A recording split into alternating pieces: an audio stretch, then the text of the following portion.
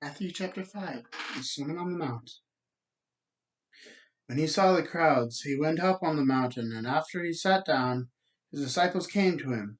Then he began to teach them, saying, "The poor in spirit are blessed, for the kingdom of heaven is theirs. Those who mourn are blessed, for they will be comforted.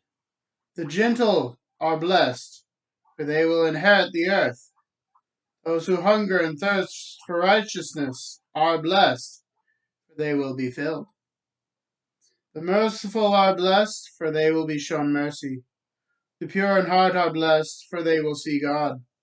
The peacemakers are blessed, for they will be called sons of God.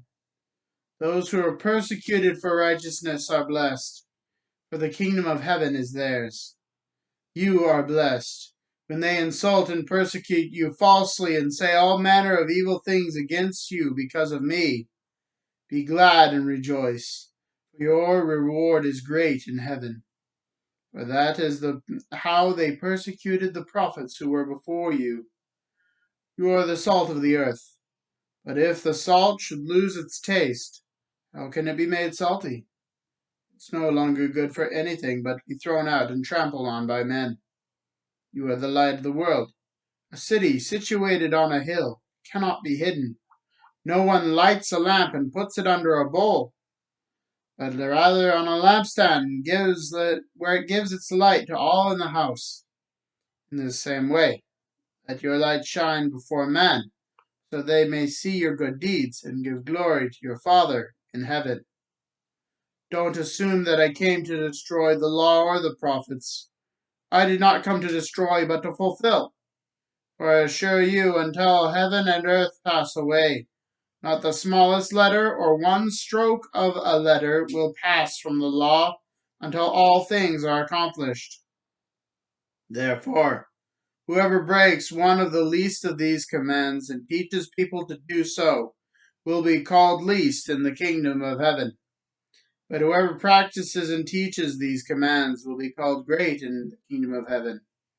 For I tell you, unless your righteousness surpasses that of the scribes and the Pharisees, you will never enter the kingdom of heaven.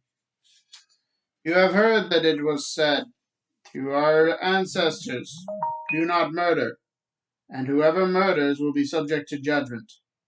But I tell you that everyone who is angry with his brother will be subject to judgment, and whoever says to his brother, 'Fool,' will be subject to the Sanhedrin.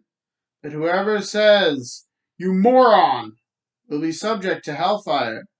So if you are offering your gifts on the altar, and there you remember that your brother has something against you, leave your gift there in front of the altar. First go and reconcile with your brother, and then come and offer your gift. Reach a settlement quickly with your adversary while you are on the way with him, or your adversary will hand you over to the judge, and the judge to the officer, and you will be thrown into prison, and I assure you, you will never get out of there until you have paid the last cent. You have heard that it is said, 'Do not commit adultery.' But I tell you, everyone who looks at a woman to lust for her has already committed adultery with her in his heart. If your right eye causes you to sin, gouge it out and throw it away. For it is better for you to lose one of the parts of your body than for your whole body to be thrown into hell. And if your right hand causes you to sin, cut it off and throw it away. For it is better for you to lose one part of your body than for your whole body to go into hell. It is also said, 'Whoever divorces his wife must give her a written notice of divorce.' But I tell you, everyone who divorces his wife, except in a case of sexual immorality, causes her to commit adultery, and whoever marries a divorced woman commits adultery.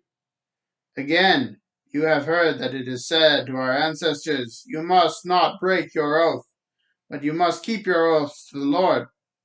But I tell you, don't take an oath at all, either by heaven, because it is God's throne, or by earth, because it is his footstool, or by Jerusalem, because it is the city of the great king.